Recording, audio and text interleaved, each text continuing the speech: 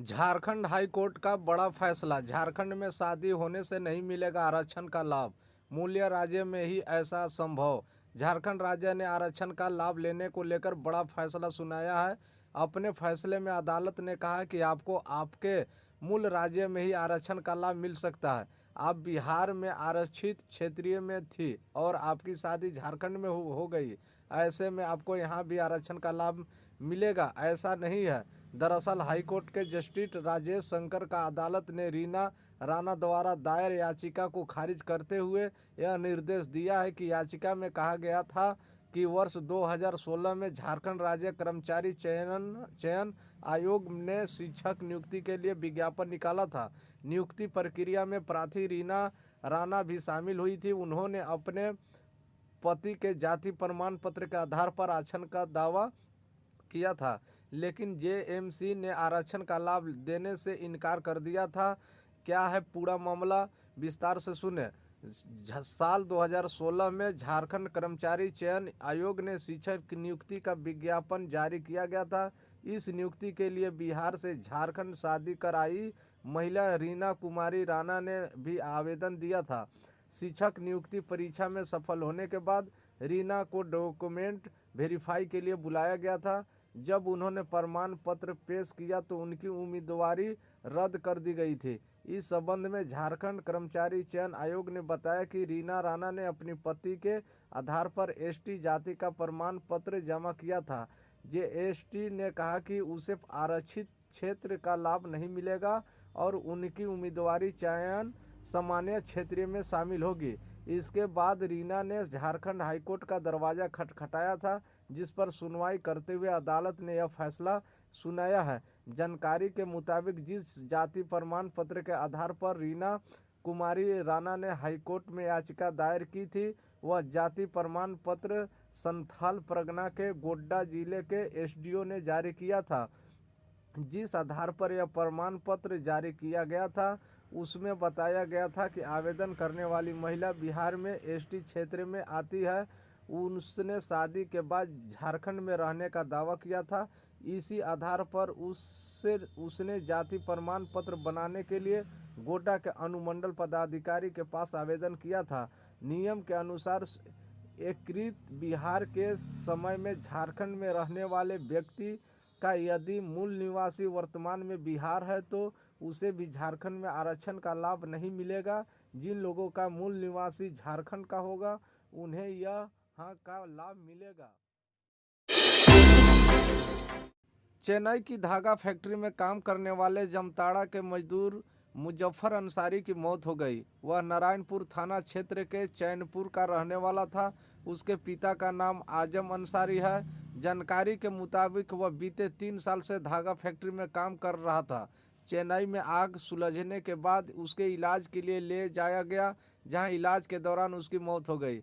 उसके शव को लाने की तैयारी चल रही है। घटना की जानकारी उसके साथी साजिद खान ने घरवालों को दी।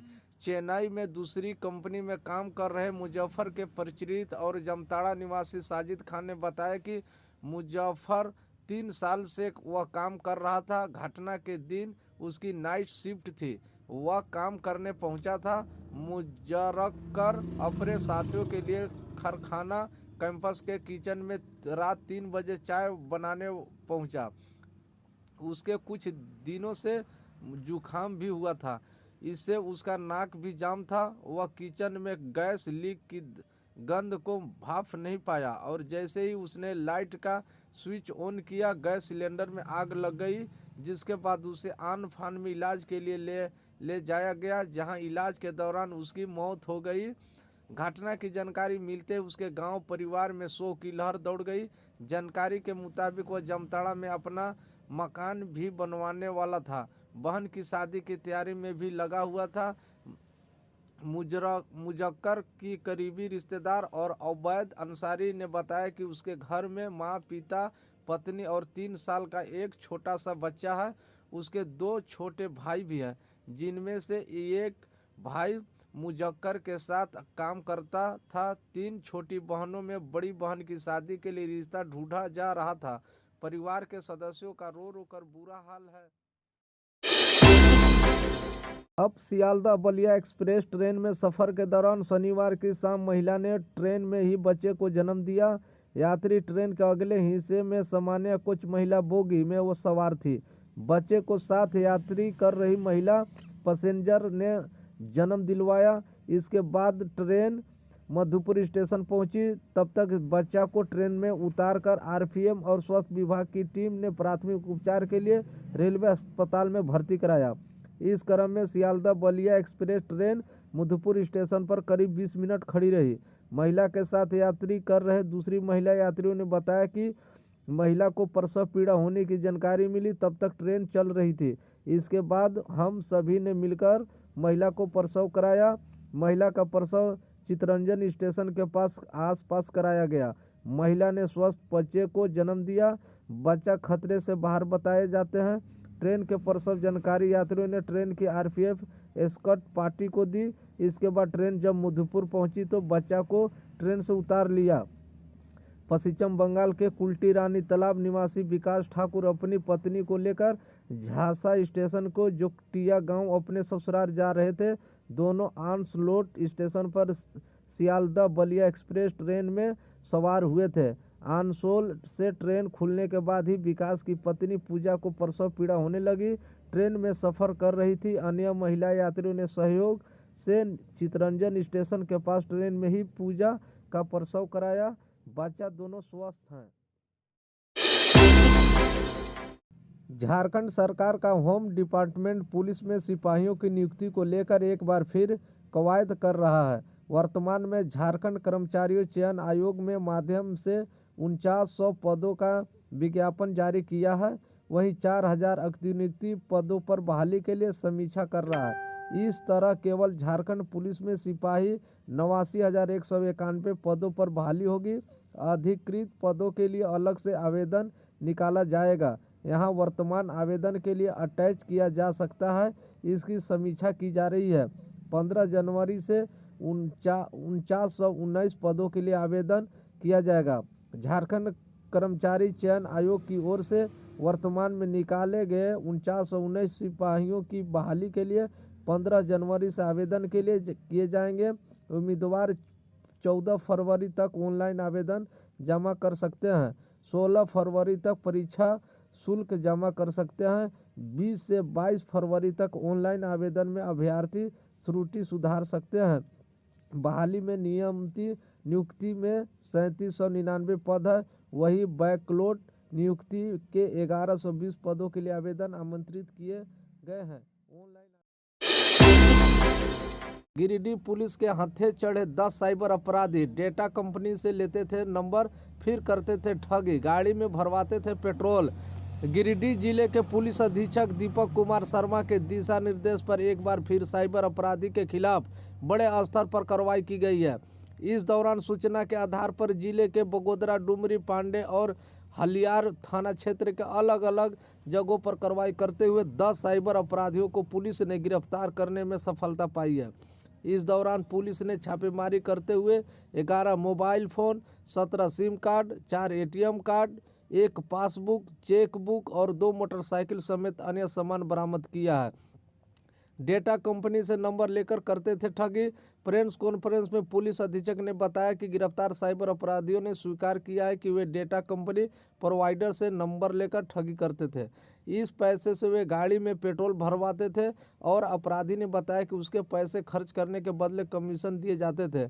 जानकारी देने के क्रम में उन्होंने साइबर अपराधियों को साइबर अपराध छोड़ देने की अल्टीमेट दिया। बताया गया है कि सीआईडी की तरफ से लॉन्च किए गए प्रतिवेब ऐप साइबर अपराधी की गिरफ्तारी में बहुत ही अहम भूमिका निभा रही है और इस प्रकार गिरिडीह जिले में साइबर अपराध के खिलाफ ताबड़तोड़ कार्रवाई जारी है। मुख्यमंत्री हेमंत सोरेन ने शनिवार को कहा है कि जब से हमारी सरकार बनी है तभी से सरकार गिराने के लिए षड्यंत्र रचे जा रहे हैं। कभी विधायकों को खरीदने की कोशिश होती है तो कभी तरह तरह से हमें परेशान करने की, लेकिन हम हार मानने वाले नहीं हैं। केंद्र हमारी सरकार को गिराने का सपना नहीं देखे। हम गाजर मूली नहीं है कि कोई भी हमें उखाड़कर फेंक देगा। विपक्ष सोचता है कि आज सरकार गिरी और कल हम कुर्सी पर बैठ जाएंगे, लेकिन उसकी यह उम्मीद कभी पूरा नहीं होगी। हमारी सरकार आज भी है और आगे भी रहेगी।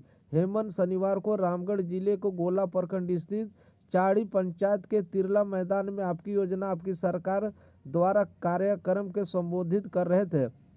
सीएम ने कहा कि झारखंड में जो लोग अभी विपक्ष में हैं वह लंबे समय तक मखमल की सेज पर सोए हैं, आज उन्हें पत्थर पर लिटा दिए हैं तो तकलीफ होगी। उन्होंने कहा कि साजिद करके रामगढ़ की पूर्व विधायक को हटा दिया।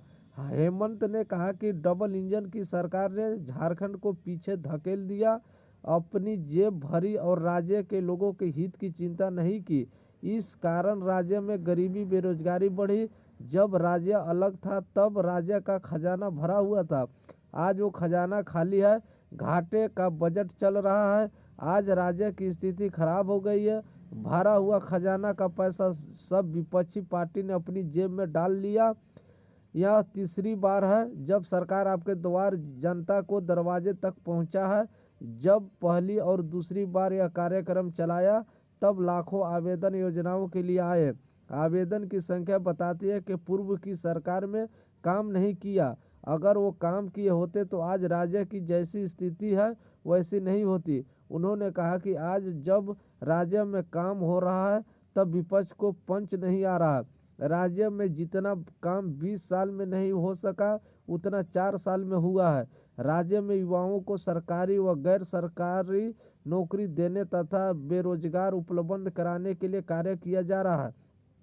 लगातार नियुक्ति प्रक्रिया चल रही है। मुख्यमंत्री ने कहा कि सरकार सावित्रीबाई फुले किशोरी समृद्धि योजना के जरिए किशोरी का आर्थिक सहायता प्रदान कर रही है। राज्य के बच्चों को उच्च शिक्षा समेत डॉक्टर, इंजीनियरिंग, मास एजुकेशन एवं प्रोफेशनल कोर्स के लिए गुरुजी स्टूडेंट क्रेडिट कार्ड योजना के लिए जरिए आर्थिक सहायता प्रदान करेगी। इसी दौरान मुख्यमंत्री ने 5 अरब 61 करोड़ 73 लाख रुपए की योजनाओं का शिलान्यास, उद्घाटन तथा प्रापंचिक का वितरण किया। साथ ही 92 युवाओं को नियुक्ति पत्र सौंपा। मुख्यमंत्री ने पतरातू प्रखंड के जयनगर पंचायत के लाभुकों से ऑनलाइन संवाद भी किया। मुख्यमंत्री ने गोला डिग्री कॉलेज बनाने की घोषणा करते हुए कहा कि सरकार ने स्वीकृति दे दी है।